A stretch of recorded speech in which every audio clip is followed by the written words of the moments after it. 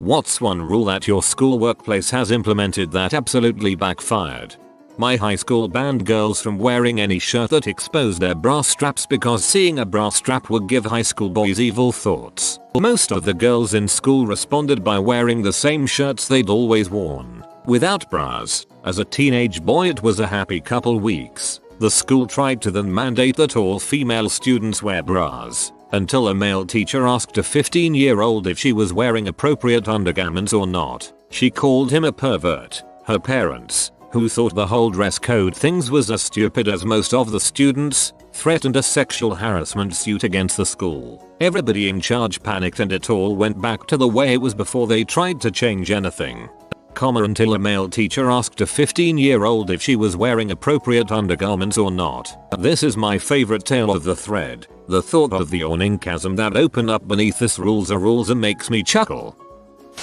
During our general meeting last week, the owner of the company went on a bit of a rant about negative reviews of management on a popular jobs website with a green logo. He demanded that we stop posting negative reviews immediately and shamed anyone in the room who had done so. As you can guess, people doubled down and posted their grievances on the same day as the meeting.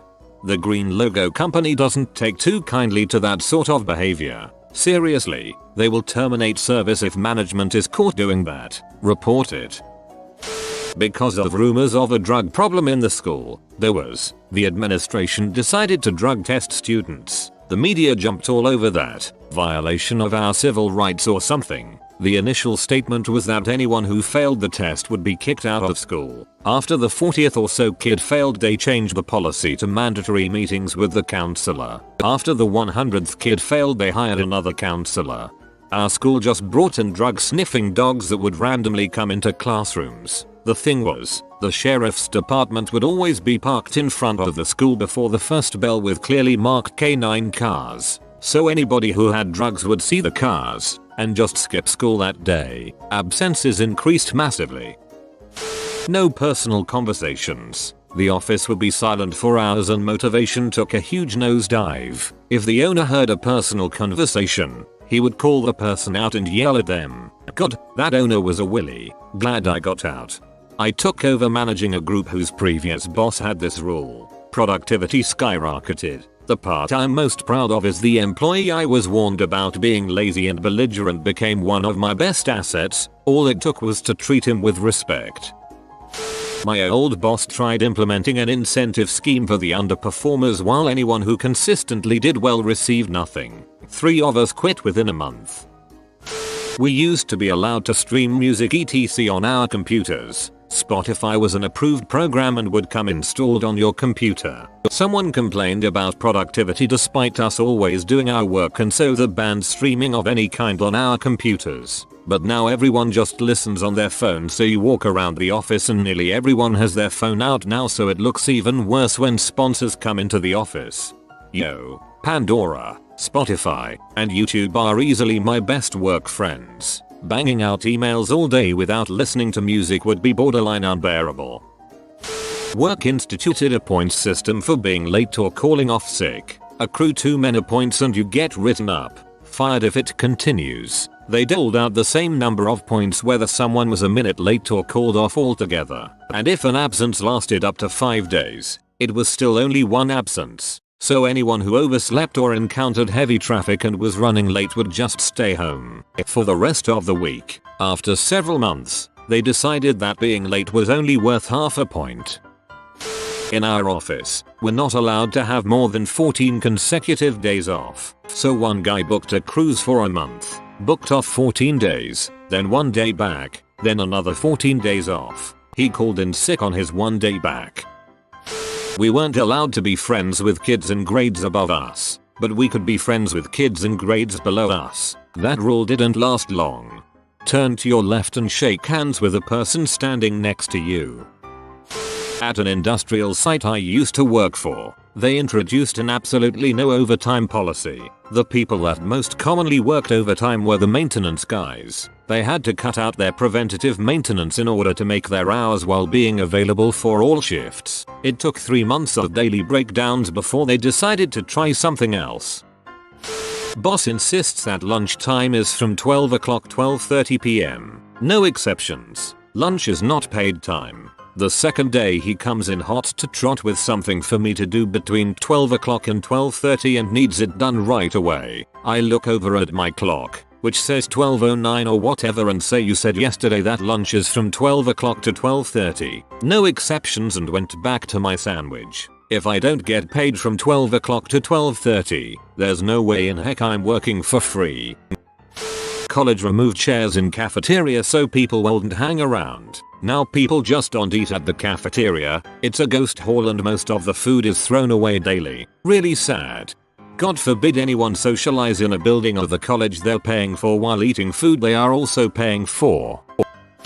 Lonadal, a 14 school in Lonadal, MO, late 80s, early 90s. Our fairly small, rural school went from K8. So, we split lunch times in our gym cafeteria. For some reason our school actually invested in a noise control system because we could apparently be quite loud during lunch, and I guess the teachers got tired of trying to keep us kids quiet-ish and eat. This new piece of equipment was mounted high on the wall and looked exactly like a stoplight. When it was green, we were free to talk. If it became yellow, we were to be careful of how much noise we made. If it turned red it would buzz loud, like when the game clock runs out at a basketball game. Installing this thing almost immediately had the opposite effect they desired. It became a game to us. We would only get quiet in order to make it go back to green. Then, as a large group, we would progressively get louder. We would stall it out at yellow before surging our collective voices to make it hit red and BUZZZZ, at which time we would all cheer, laugh and get quiet again to reset it to green. Good times. That's why they frown on putting breathalyzers in bars. Turns it into a competition. Any support call lasting longer than 25 minutes must be reported to higher ups for review. I.e., if you have too many, no matter if it's your fault or not, you get a disciplinary review. I implemented the rule of politely hang up on a customer as close to 25 minutes as you can and call them right back. I am sorry, I am experiencing a small issue with my phone. Is it okay if I call you right back? Gotcha. Outgoing calls are not reported or recorded. It's amazing. Any software related to job, whether written inside or outside company time, belongs to the company, me. So if I write and release malware at home, it's the company's problem? The clause was immediately removed. Outside company time, that has got to be illegal.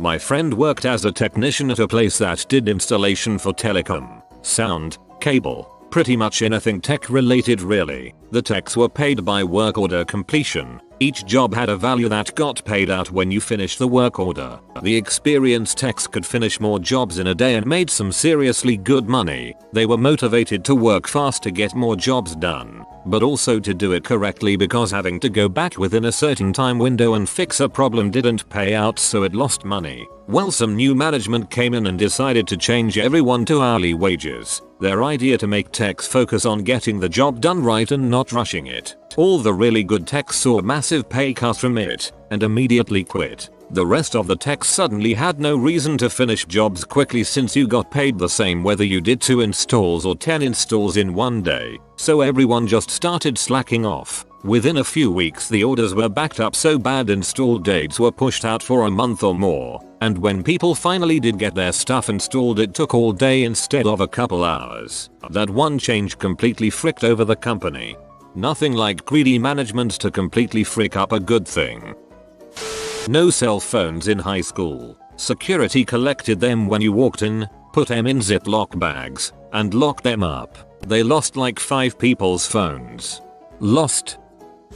Had a fellow at my old place of work that was promoted to sales manager. Within a few days he drafts up a document which he tries to get all of us to sign, basically stating that we aren't working to our full potential and that to make profits so we would have to work even when we weren't working, aka taking calls from customers no matter the day or time. This resulted in an almost immediate revolt and about 10 plus people bypassing him directly and going right to the owner. He was demoted, then later fired within a week.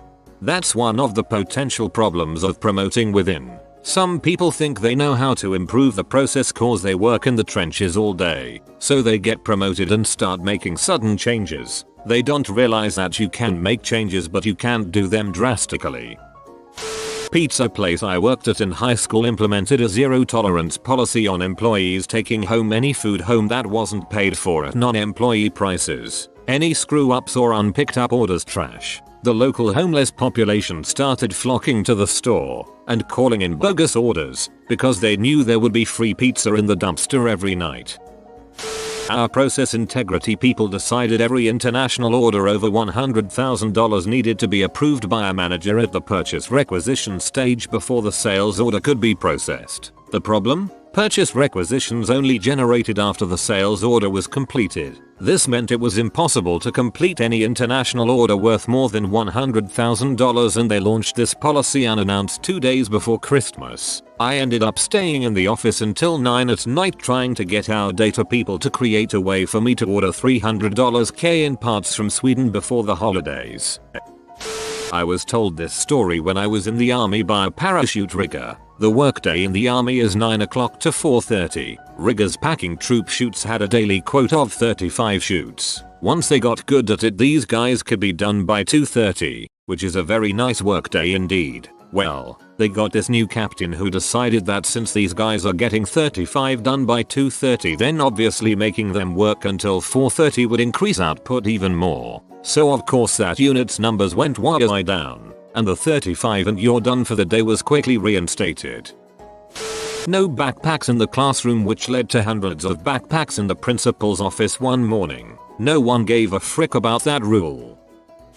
In Germany, you need a paper from your doctor when you are sick at least 3 days. They enforced that you needed one even if you just are away for 1 day. So everyone had to go to the doctor if not feeling right, and of course we were away for weeks. We have the same here in Finland. My superiors accept that you call them if you have fever or something minor. 1-2 days off and mark them as normal working hours, rather than going to doctor and get 1-2 weeks of sick leaves. Works for me, works for them. A big shipping company I worked at for a couple months said we would be working 7 AM to 4 PM. They didn't tell all the new employees, including myself, that holiday hours were going to be 7 AM to whenever the frick we feel like telling you to go home, around 10 to 11 PM. Naturally, people would get in 5 to 7 hours of work and go on break, then just not come back. That led to we can no longer allow lunch breaks. Me and roughly 50-70 other workers quit on the spot. The deputy head of our school banned fidget spinners, and rightly so. In his defense, they were everywhere. On the final day of year 11, someone hacked his school intranet login and edited the bulletin, leaving a notice in his name, saying that fidget spinners were now not only unbanned, but mandatory, and that aficionados could come to his office and learn tips and tricks from him. Real world heroism. Stopped giving kickback for walk-in sales. I work at a hotel and the high management had the bright idea not to give us anything for charging walk-ins, late checkouts, early check-ins and upgrades. So now we give them for free whenever we can. Then some shat will leave that they're certified as they were and charged for X after talking to Y in their TripAdvisor review. Zero tolerance just created a new way to bully.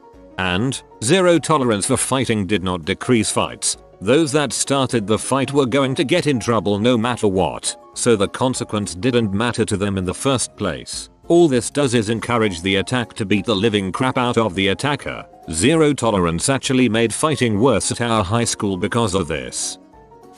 It was actually my rule. When I was managing a store, my rule was that the closer had to do all the closing work and mark the checklist, and I would check it the following morning. However, I put a loophole in. If you closed tonight and open tomorrow, you can come in early the following morning. I was really the only one who closed and then opened the following morning, and I knew that on many of those days I worked 10 hours with non-stop managerial work. So instead of staying late to clean, I like to come in early and do it in sunlight. Well, one day I followed my rule, and the next morning I woke up sick and had to call an employee to cover. He showed up to a dirty store, opted not to clean, and then got written up when the owner made a surprise visit. I didn't close, so it wasn't my job, and the owner said you work here and the store is dirty, so it is your job. I then had to go tell the owner that it was my fault, and he still responded regardless of what you did or didn't do. He came into a dirty store and did not clean it. That's not acceptable.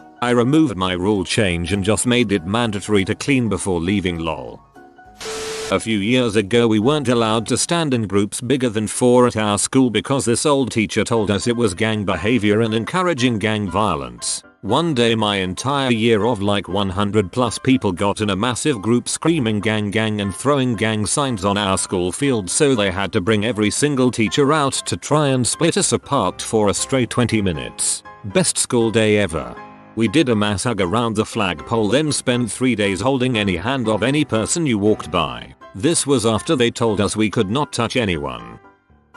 You have been visited by the magic exams cat. You'll pass any exams. No need to comment. Oh, I hope this doesn't backfire. Actually, you can leave a comment and YouTube will show this video to more people. If you are new to the channel, you can subscribe. I post new videos every day. Until then, check another video, or don't. Either way, have a great day you magnificent people.